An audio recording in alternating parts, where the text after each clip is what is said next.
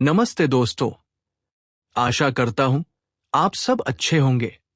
आज हम अपनी चल रही कहानी the monitor of Borbil tea estate के तीसरे भाग को आगे बढ़ाएंगे। बस याद दिला दूं कि ये कहानी उस लोक कथा पर आधारित है जो इस क्षेत्र के स्थानीय लोगों की पीढ़ियों से सुनाई जाती रही है। कहानी में बताए गए स्थानों और पात्रों के नाम पूरी तरह काल्पनिक हैं और किसी भी व्यक्ति या स्थान, जीवित या मृत, से कोई समानता मात्र संयोग है। अगर आपको मेरी कहानियां पसंद आती हैं या आप उनका आनंद लेते हैं तो आप सबसे एक विनम्र अनुरोध है कि कृपया चैनल को सब्सक्राइब करें। साथ ही वीडियो को लाइक, कमेंट और शेयर करना न भूलें। तो बिना किसी देरी के आइए शुरू करते हैं इस कहानी के तीसरे और अंतिम भाग को। मचान पर बैठने का फैसला उसी रात लिया गया जिस रात अब्दुल की लाश मिली थी। कर्नल हारग्रेव जानता था कि केवल चारा खुद देखकर ही वो तेंदुए की चालाकी का मुकाबला कर सकता है। ये जानवर इतना निर्भीक हो गया था कि बोरबिल की बस्ती के भीतर तक आ गया। अब ये निश्चित था कि वो फिर लौटेगा, और जब वो लौटेगा तो हारग्रेव उसका इंतजार करेगा। जगह बड़ी सावधानी से चुनी गई। वो मवेशियों के शेड के पास थी जहां तेंदुए ने चौकीदार पर हमला किया था, लेकिन उस मोड़ पर जहां चाय की कतारें बांस और पतली साल की टहनियों के झुरमुट से मिलती थी। यहां जानवर छिप कर आ सकता था, फिर भी इतनी खुली जगह थी कि गोली सीधी और सटीक चल सके। एक बकरी को जमीन में गड़े मजबूत खूंटे से बांध दिया गया। उसकी मिमियाहट शाम की हवा में तीखी गूंज रही थी, जैसे जंगल को बुलावा भेज रही हो। मचान जल्दबाजी में लेकिन सावधानी से बनाया गया था। बांस का एक मंच 12 फुट ऊपर पेड़ की डाल पर मजबूती से बांधा गया। वहां से हारग्रेव चारे को साफ देख सकता था। उसके पास उसकी .275 रिग्बी राइफल, ढकी हुई तूफानी लालटेन और पानी की बोतल थी। करीम साथ जाने को उतावला था, लेकिन उसे रोक दिया गया। ये, कर्नल ने कहा, ऐसा पहरा है जिसे अकेले निभाना बेहतर है। संध्या ढली तो बागान शांत हो गया। अपने ठिकाने से हारग्रेव ने देखा कि आखिरी पत्तियां तोड़ने वाले मजदूर घरों की ओर भागे। उनकी परछाइयां अनंत हरियाली पर छोटी सी लग रही थी। नीचे बंधी बकरी बेचैन होकर रस्सी खींच रही थी। उसकी आंखों की सफेदी चमक रही थी। आगे बांस की झाड़ियों की रेखा गहराते अंधेरे में बदल रही थी। रात मानो एक भारी ढक्कन बनकर बैठ गई। घंटे बीत गए। जंगल का कोरस गूंजा, झिंगुर चरमराए, झिंगुरे गुनगुनाए। एक उल्लू ऊंचे डाल से बोला। बकरी बीच बीच में मिमियाती, हर बार की आवाज इतनी तेज कि आदमी के रोए खड़े हो जाए। फिर भी कुछ नहीं हिला। इसी इंतजार में शिकारी की नसों की असली परीक्षा होती है। जब क्रिया छिन जाए तो मन कल्पना करने लगता है। पत्तों की सरसराहट पदचाप लगती है। हवा का झोंका खांसी जैसा सुनाई देता है। 2 बार हारग्रेव ने राइफल उठाई। पक्का समझा कि बांस के पास हलचल हुई है, लेकिन रात खाली निकली। ठंडी हवा के बावजूद उसके कनपटियों से पसीना बह रहा था, क्योंकि हर नस से सुनने का तनाव कई मील पैदल चलने से भी भारी होता है। आधी रात के करीब बदलाव आया। बकरी अचानक तन गई। उसकी मिमियाहट तेज और बेचैन हो गई। कान बांस की ओर खड़े हो गए। रस्सी तनी हुई थी। जंगल की आवाजें जैसे थम गई। उस सन्नाटे में हारग्रेव ने सुना, सूखी पत्तियों पर हल्की चाल, रुकावट, फिर एक और कदम। तेंदुआ आ रहा था। उसने राइफल संभाली, सांस रोक ली, नजरें खाली जगह पर गड़ी। एक आकृति हिली, नीची, लचीली, अंधेरे में घुली हुई। 2 हरी आंखें पल भर को चमकी, जैसे अंगारे। तेंदुआ झुका, चारे को परख रहा था। हारग्रेव की उंगली ट्रिगर पर कस गई। तभी मानो ऊपर बैठे शिकारी को भांपकर जानवर जड़ हो गया। उसका सिर धीरे धीरे ऊपर उठा और एक पल को आदमी और जानवर अंधेरे में आमने सामने टकरा गए। आंखें सिर्फ पशु की नहीं थी, उनमें ठंडी बुद्धिमत्ता चमक रही थी, जैसे उपहास कर रही हो। और फिर वह चला गया। मांसपेशियों और पूंछ की धुंधली लहर बिना आवाज किए बांसों में समा गई। बकरी चीखी, मगर कोई पंजा उस तक नहीं पहुंचा। सन्नाटा फिर लौट आया, पहले से और भारी। हारग्रेव सुबह तक इंतजार करता रहा, अकड़ा हुआ और थका हुआ, मगर तेंदुआ नहीं लौटा। पहली रोशनी में वह नीचे उतरा, शरीर दुख रहा था, मन और बोझिल।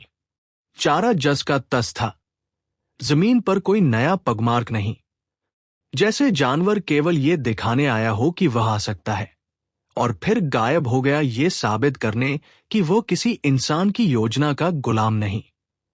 जब वह बंगले लौटा, मजदूर उत्सुकता से खबर लेने दौड़े। क्या साहब ने मार दिया? उन्होंने चौड़ी आंखों से पूछा। उसने सिर हिला दिया। कानाफूसी तेजी से फैल गई। गांव वालों के लिए यह वही था जो वे पहले से मानते थे। तेंदुआ कोई मांस और खून का जानवर नहीं, बल्कि आत्मा है जिसे गोली नहीं मार सकती। हारग्रेव के लिए अर्थ अलग था, लेकिन कम भयावह नहीं। उसने उस सुबह अपनी डायरी में लिखा, जानवर जानता है कि उसका शिकार किया जा रहा है। उसने मुझे देख लिया है। अब खेल सिर्फ आदमी बनाम जानवर नहीं, बल्कि शिकारी बनाम शिकारी है, और बढ़त उसी के पास है।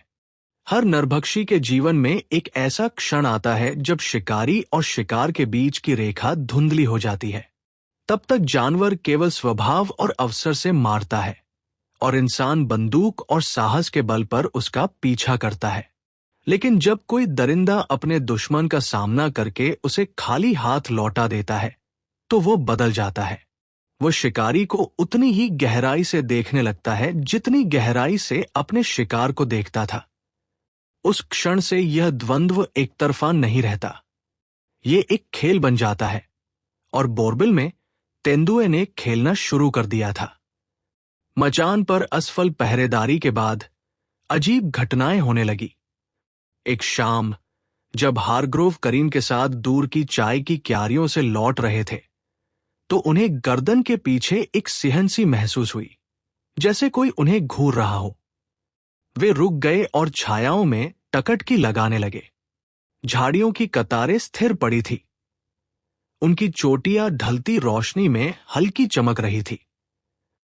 तभी पगडंडी के किनारे उन्होंने देखा, ताजे और गहरे पदचेन नरम मिट्टी में धंसे हुए। जिस जगह वे बने थे, वहां की मिट्टी अब भी हल्की हल्की कांप रही थी। जानवर कुछ ही क्षण पहले उनका पीछा कर रहा था, धुंध की तरह चुपचाप। एक और बार जब वे देर रात अपने बंगले लौटे, तो कुत्ते झुककर बैठे मिले, सिसक रहे थे, आंखें बाड़ के पार अंधेरे पर टिकी थी। जैसे ही हारग्रोव लालटेन लेकर आगे बढ़े, जानवर और भी पीछे सिमट गए, रोए खड़े हो गए। उन्होंने रोशनी बाहर की ओर घुमाई। बस एक पल के लिए ड्राइववे के सिरे पर दो आंखें चमकी और उतनी ही तेजी से गायब हो गई। लेकिन यह चौकीदारों की पुकार वाली रात थी जिसने उनके भय को सच कर दिया। पहरेदार अपनी ड्यूटी पर थे, अंतराल पर आवाजें लगा रहे थे। तभी एक आवाज बीच में ही रुक गई। बाकी लोग दौड़े तो पाया कि वह आदमी सुरक्षित है, लेकिन उसने कसम खाई कि कोई चीज चाय की कतारों के बीच उसका पीछा कर रही थी। आंखों से ओझल, लेकिन बिल्कुल पास, कदम से कदम मिलाकर। एक बार तो वो उसके पैर को भी छूकर गायब हो गई। इसका असर बागान पर भयावह था। पत्तियां तोड़ने वाली औरतें फुसफुसाने लगी कि तेंदुआ चालाक हो गया है और अब वो साहब का ही शिकार कर रहा है। कुछ को यकीन हो गया कि यह उसकी आत्मा प्रकृति का प्रमाण है, केवल मांस और हड्डी का जानवर। वे कहते, बंदूक वाले आदमी का पीछा कर उसे जीवित नहीं छोड़ सकता। वो तो उससे खेल रहा है, बस अपने चुने हुए समय का इंतजार कर रहा है। हारग्रोव अपने सैनिक स्वभाव के संशय के बावजूद हड्डियों में उस सच्चाई को महसूस कर रहे थे। एक से अधिक बार जब वे पदचिह्नों को देख रहे थे या शिकार स्थल की जांच कर रहे थे, उन्हें वो ठंडी झंझनाती निगाह का बोझ महसूस हुआ। सामने से नहीं, बल्कि पीछे से, मानो तेंदुआ उन्हें देख रहा हो जब वे उसे देखने की कोशिश कर रहे थे।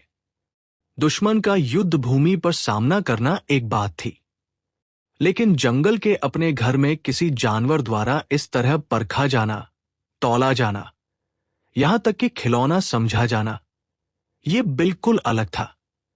उन्होंने हिम्मत नहीं हारी, लेकिन अब वे और सतर्क हो गए। अब वे कभी बिना बंदूक के नहीं चलते थे और जेब में हमेशा अतिरिक्त कारतूस रखते थे। उनके बंगले की खिड़कियां कसकर बंद रहती, बरामदे का दीपक मन जला रहता। वे उस शिकारी की धीरज से चलते थे जिसे ये एहसास हो चुका हो कि अब वही शिकार बन चुका है। द्वंद्व आरंभ हो चुका था। अब यह केवल सवाल नहीं था कि तेंदुआ कब किसी और मजदूर पर हमला करेगा। यह सवाल था कि कब और किस तरह वो साहब के पास आएगा। और गहराई में, बांस की झाड़ियों के बीच, जहां कभी सूरज की किरणें नहीं पहुंचती और मिट्टी सड़न व कस्तूरी की गंध से भरी रहती थी, तेंदुआ पसरा हुआ था। उसकी पीली आंखें आधी बंद थी, सांसें स्थिर थी।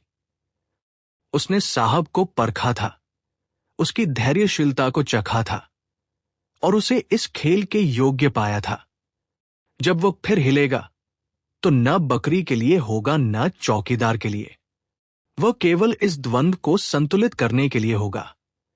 बरसात की आहट तक आते आते बोरबील फुसफुसाते भय का इलाका बन चुका था। चायपत्तियां तोड़ने वाली महिलाएं खामोशी में चलती, उनकी टोकरियां हल्की रहती क्योंकि गहरी क्यारियों में जाने का साहस नहीं बचा था। रात में पुरुष अलावों के चारों ओर झुंड बनाकर बैठते, हाथों में लाठियां, बच्चे उनके करीब सिमटे हुए और अंधेरा उनसे भी ज्यादा करीब सिमटता चला आता। बांसों में चलती हवा तक चेतावनी सी लगने लगी थी।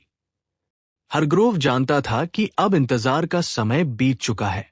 अब तक साफ हो गया था कि वह जानवर न तो आसानी से मचान पर आएगा, न ही शिकारी की आंखों के सामने रखे चारे को छुएगा। वो बहुत चालाक, बहुत अनुभवी हो चुका था। अगर उसे मारा जाना था तो उसका पीछा करना होगा, उसके इलाके में घुसना होगा और उसकी चालाकी के सामने अपनी धैर्य शक्ति आजमानी होगी। यहीं से शुरू हुआ 7 दिनों का लगातार पीछा। हर सुबह वो करीम के साथ निकलता, कभी 2-3 चौकीदार साथ हो जाते, मगर अक्सर वो अकेले ही जाना पसंद करता। जंगल जो भी निशानी देता वे उसका पीछा करते। गीली मिट्टी में ताजे पदचेन, झाड़ियों में घसीट कर ले जाए गए शिकार की तीखी गंध, पेड़ों की छतरी में बंदरों की घबराई हुई चीखें। 2 बार उन्हें आधा खाए हुए बकरों के शव मिले, एक बार बछड़ा। हर बार चाय बागान की सरहद के भीतर ही, मानो ये जताने के लिए कि अब भी तेंदुआ ही मालिक है। जंगल मानो उस दरिंदे से मिला हुआ था। बांस की झाड़ियां जेल की सलाखों की तरह बंद हो जाती, कांटे और सरकंडे कपड़े फाड़ डालते, भारी हवा सांसों को दबोच लेती। कभी कभी पैरों के निशान सीधी रेखा में मिलते, फिर पत्थरीली जमीन पर अचानक गायब हो जाते जहां कोई छाप टिक नहीं सकती थी। एक बार घंटों तक पीछा करने के बाद हरग्रोव झुककर हल्की सी रेखा देख रहा था कि तभी उसने सुना नहीं, बल्कि महसूस किया, कोई पीछे मौजूद है। उसने झटपट घूमकर बंदूक तान दी, मगर झाड़ियां बस हिलकर फिर शांत हो गई। बाद में उन्होंने पाया कि उसके अपने जूतों के ऊपर ताजे तेंदुए के पदचिन्ह पड़े थे। मुकाबला कसता जा रहा था। एक शाम, जब सूरज साल के पेड़ों के पीछे डूब रहा था, वे एक उथली खाई में दाखिल हुए। रोशनी मध्यम थी, साए गहरे। करीम लौटने की सलाह देता रहा, लेकिन हरग्रोव अड़ा रहा। खाई के मोड़ पर उन्हें एक बछड़े का शव मिला, अभी अभी मारा गया था। शरीर अब भी गर्म था, गला फाड़ा हुआ, पेट सटीक धार से चीरा गया। मक्खियां तक नहीं पहुंची थी। कर्नल समझ गया कि दरिंदा पास ही है। उसे ये सन्नाटे में अचानक चुप हुई चिड़ियों में महसूस हो रहा था। उसने करीम को पेड़ पर चढ़ने का इशारा किया और खुद चट्टान के पास घुटनों के बल बैठ गया, बंदूक उस झाड़ी पर ताने जहां शव पड़ा था। मिनट रेंगते रहे। खून की गंध हवा को भारी करने लगी। जंगल गहराते संध्या में डूब गया। फिर वह आवाज आई, धीमी, गहरी खांसी जैसी, बहुत पास से, खतरनाक रूप से पास। बांसों में पत्ते खड़के। एक परछाई आगे खिसकी। लंबा, लहराता हुआ, नीचे झुका शरीर। 2 आंखें चमकी, पहले शव पर टिकी, फिर चट्टान पर जहां शिकारी बैठा था। हरग्रोव की उंगली ट्रिगर पर कस गई, लेकिन उसी पल तेंदुआ ठिठक गया, मानो जाल भाग गया हो। उसकी आंखें उसकी आंखों से टकराई, बिना झपके। फिर बिजली सी फुर्ती से वो ऊपर की ओर छलांग मार गया, सरकंडों में समा गया, और उसके जाने का निशान बस हिलती पत्तियां थी। गोली कभी चली ही नहीं। जब सन्नाटा लौटा तो पहले से भी भारी था। करीम पेड़ से उतरा, चेहरा सफेद पड़ा हुआ। उसने फुसफुसाकर कहा, साहब, ये जानवर नहीं है, ये आपको पहचानता है। हरग्रोव ने कोई जवाब नहीं दिया। वो बस बछड़े के चिथड़े पड़े शरीर को देखता रहा और फिर ऊपर की छायादार झाड़ियों को। उसके सैनिक दिल ने सच पहचान लिया। खेल अपने अंत की ओर बढ़ चुका है। तेंदुए ने उसे उतना ही पास आने दिया जितना वह चाहता था। उसके हाथ की परीक्षा ली, उसके साहस को तौला। अगली मुलाकात कोई छल प्रपंच नहीं होगी। वह सीधा हमला होगा, और उनमें से केवल एक ही जिंदा बचेगा। उस रात बंगले में लौटकर उसने अपनी डायरी में लिखा, ये मुझे चिढ़ाने लगा है। 2 बार मेरी बंदूक की नली पर आया और 2 बार गोली से पहले गायब हो गया। अगली भिड़ंत आखिरी होगी। मुझे ये उतना ही साफ महसूस हो रहा है जितना तूफान से पहले हवा का बदलना।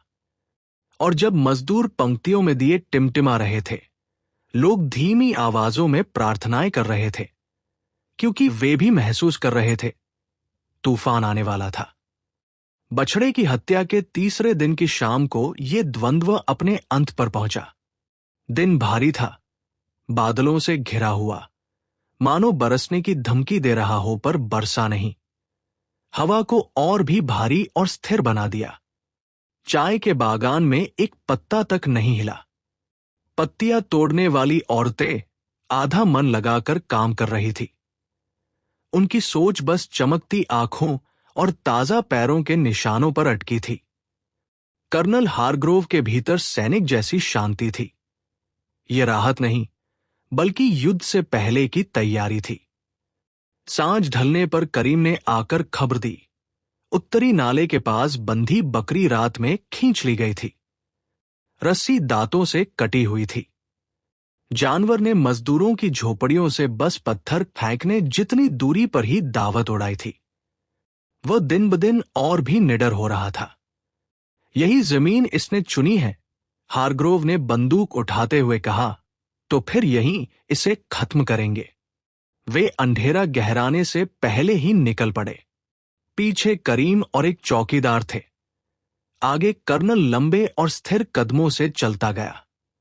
जंगल स्तब्ध था, हवा भारी।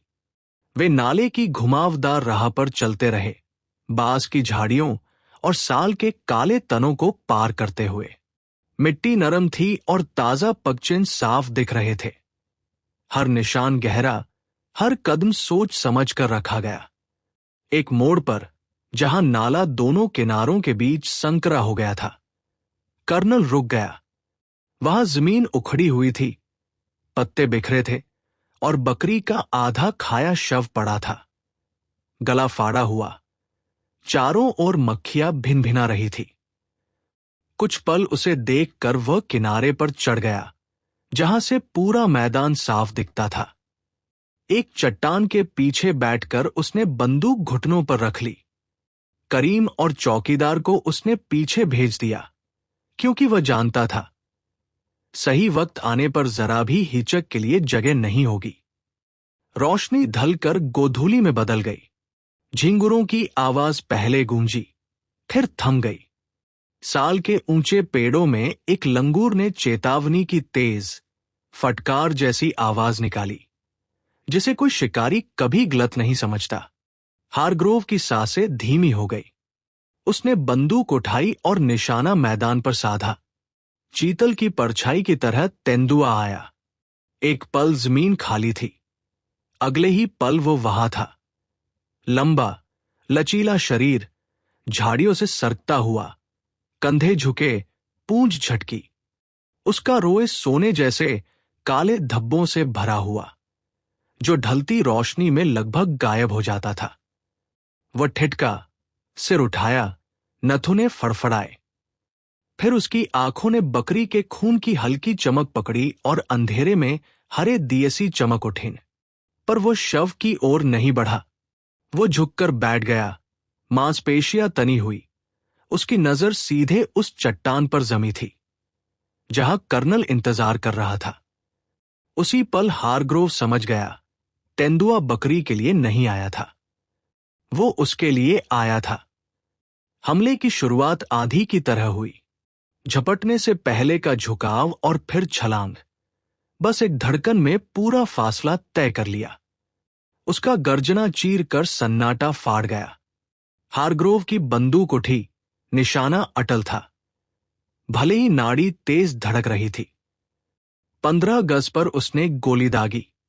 आवाज घाटी में गड़गड़ाहट सी गूंजी। तेंदुआ लड़खड़ाया, मगर गिरा नहीं। उसका गर्जना चीख में बदल गया। शरीर आखिरी छलांग के लिए दोबारा लिपटा। 5 गज पर, जब वो हवा में था, जबड़े खुले, आंखें जलती हुई, हारग्रोव ने दूसरी गोली चलाई। गोली सीने के बीचों बीच लगी। छलांग एक गिरावट में बदल गई। जानवर चट्टान से टकराया, पंजे पत्थर पर रगड़े और फिर उसके पैरों में मरोड़ खाता ढेर हो गया। कुछ क्षण तक वो जमीन खुरचता रहा। मांसपेशियां फड़कती रहीं। आंखें अब भी उस भयानक चतुराई से चमक रही थी। फिर एक आखिरी झटके के साथ वो निश्चल हो गया। इसके बाद की खामोशी बेहद भारी थी। हारग्रोव शव के ऊपर खड़ा था। बंदूक से धुआं उठ रहा था। सीना तेजी से उठ गिर रहा था। तेंदुए का सिर एक ओर लटक गया, जीभ खून से काली, दांत एक आखिरी गुर्राहट में भींचे हुए। उसके धब्बेदार धब्बे, जो कभी सुंदर थे, अब लाल लहू से सने थे। करीम और चौकीदार दौड़ते आए। चेहरे सफेद, आंखें फैली हुई। कुछ कदम दूर रुककर घूरते रहे। साहब, करीम ने फुसफुसाया, ये खत्म हो गया। कर्नल घुटनों के बल झुका, जानवर की छाती पर हाथ रखा। दिल थम चुका था। धीरे धीरे वो सीधा खड़ा हुआ। चेहरे पर कुछ पढ़ा नहीं जा सकता था, बस आंखों में कई हफ्तों की तनाव मुक्ति की झलक थी। हां, उसने धीमे से कहा, यह खत्म हो गया। और इस तरह बोरबिल के नरभक्षी का आतंक समाप्त हुआ। एक आखिरी उग्र हमले में और एक सैनिक के स्थिर हाथ से, जिसने कभी हार नहीं मानी। गोली चलने के अगले ही दिन सुबह बोरबिल पर भोर बड़ी नरमी से टूटी। धुंध धीरे धीरे धुएं की तरह उठी और चाय की कतारें फिर से अपने शांत अनुशासन में नजर आने लगी। बांसों से पक्षियों की आवाजें आई, जैसे वे परख रहे हों कि क्या रात का आतंक सचमुच समाप्त हो गया है। कई हफ्तों में पहली बार हवा हल्की लगी, मानो कोई अदृश्य बोझ उतर गया हो। तेंदुए का शव बांस की खाट पर रखा गया, जिसे 4 आदमी ढो रहे थे और उनके आगे आगे करीम चल रहा था। पीछे एक मौन जुलूस, मजदूर, औरतें, बच्चे सब चले आ रहे थे, ताकि अपनी आंखों से देख सके कि वह दरिंदा, जिसने उनकी रातों को डर से भर दिया था, अब निहजीव पड़ा है। मजदूर लाइनों में सब इकट्ठा हुए जब खाट को जमीन पर रखा गया। तेंदुए की चमड़ी पर बने धब्बे मृत्यु में भी सुंदर, अब गहरे खून से सने हुए थे। उसका जबड़ा खुला था, पीले और डरावने दांत नजर आ रहे थे, आंखें आधी बंद, पर फिर भी सुबह की धूप में हल्की चमकती हुई। औरतों ने दबी आवाज में आह भरी, मर्द बुदबुदाए, बच्चे अपनी मांओं से चिपक गए। कुछ ने कांपती उंगलियों से उसके शरीर को छुआ, मानो ये परखना चाहते हों कि यह आत्मा नहीं, बल्कि सचमुच मांस और हड्डियों का जीव है। बूढ़े हरिदास, मुखिया, ने अपना सफेद सिर झुकाया। ये समाप्त हो गया है, उसने कहा। चाहे ये जानवर था या आत्मा, साहब ने इसकी शक्ति तोड़ दी है, और कई हफ्तों में पहली बार उसकी आवाज में कोई कंपन नहीं था। बागान तुरंत बदल गया। उसी दिन से पत्तियां तोड़ने वाली औरतें फिर कतारों में लौटीं, उनकी टोकरी फिर भरने लगी और गीतों की आवाजें गूंजने लगी। चौकीदार अब अधिक आत्मविश्वास से गश्त लगाने लगे। बच्चे गलियों में खेलने लगे। संध्या को दिए अब भी जलते थे, पर डर से नहीं, बल्कि आदत से। बोरबील की हवा, जो पहले भय से भारी थी, अब साफ हो चुकी थी। कर्नल हारग्रोव ने उसकी खाल को सावधानी से तैयार करवाया, जिसके धब्बे खिंचे होने पर भी जीवंत दिखाई देते थे। उसे कुछ समय तक बंगले में टांगा गया। ये कठोर स्मृति की कर्तव्य निभाया गया कि भय का सामना साहस और बंदूक से किया जा सकता है। पर उनके लिए ये कोई शिकार की ट्रॉफी नहीं थी, बल्कि प्रतीक था। उन्होंने अपनी डायरी में लिखा, यह आदमखोर कोई भूत या आत्मा नहीं, बल्कि भूख और आदत से चलने वाला मांस और हड्डियों का जानवर था। परंतु अपनी चालाकी में वो पशु से बढ़कर प्रतीत हुआ। उसने मनुष्यों से खेला और कुछ समय तक उन पर राज किया। ईश्वर करे बोरबील फिर कभी ऐसा न देखे। साल बीत गए। बागान खला खुला, मजदूर आते जाते रहे और जंगल ऋतुओं के साथ बदलता रहा। तेंदुए की खाल पुरानी हो गई, उसके रंग फीके पड़ गए, पर कहानी नहीं मिटी। शाम की आग के पास माए अपने बच्चों को सुनाती कि कैसे एक बार बोरबील में दैत्य तेंदुआ घूमता था, जो झोपड़ियों से मर्दों को और चौकी से पहरेदारों को उठा ले जाता था, और कैसे साहब ने उससे द्वंद्व करके उसका अंत किया। कुछ कहते वे अब भी उसकी खांसने जैसी आवाज बांसों से सुन सकते हैं, खासकर उन रातों में जब धुंध घनी हो और उल्लू जरूरत से ज्यादा बोले। दूसरों का मानना था कि उसकी आत्मा उस नाले के पास भटकती है जहां उसने अंतिम झपट्टा मारा था। उस दिन का इंतजार करती जब लोग फिर जंगल के नियम भूल जाए। और इस तरह वो कथा जीवित रही, केवल इतिहास नहीं, बल्कि लोक कथा बनकर, असम के चाय बागानों की बुनावट में घुलकर। बोरबील का आदमखोर तेंदुआ जानवर भी रहा और दंतक था भी, आतंक की, साहस की, और उस पतली रेखा की जो मनुष्य को जंगल से अलग करती है। आज भी जब पत्तियां तोड़ने वाली औरतें भोर में पहली कतारों में जाती हैं, तो कुछ बांस की झाड़ियों की ओर देखते हुए धीमे स्वर में बुदबुदाती हैं, क्योंकि वे जानती हैं कि चाहे एक तेंदुआ मर चुका हो, जंगल कभी नहीं सोता और चाय के किनारों पर परछाइयां अब भी चलती हैं। दोस्तों, आज हमने अपनी चल रही कहानी बोरबिल टी एस्टेट का आदमखोर को पूरा कर लिया है। कृपया कमेंट में बताइए कि क्या आपको ये कहानी और इसकी प्रस्तुति पसंद आई। अगर आपको कहानी अच्छी लगी हो तो कृपया इसे अपने परिवार और दोस्तों के साथ साझा करना न भूलें। बहुत जल्द मैं एक और रोमांचक कहानी लेकर आऊंगा। तब तक अपना ख्याल रखिए और अलविदा।